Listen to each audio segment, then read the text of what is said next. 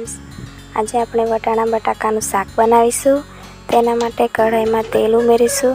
તેલ ગરમ થાય એટલે તેમાં જીરું ઉમેરીશું, પછી લસણની પેસ્ટ, એક ડુંગળી છીનેલી અને આદુની પેસ્ટ નાખીશું। તેને સારી રીતે શેકાવા દઈશું।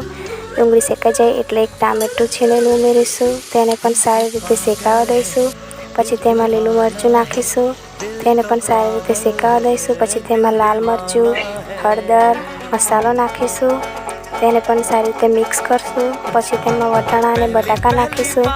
તેને પણ સારી રીતે મસાલા સાથે મિક્સ કરશું। પછી તેમાં મીઠું નાખીશું।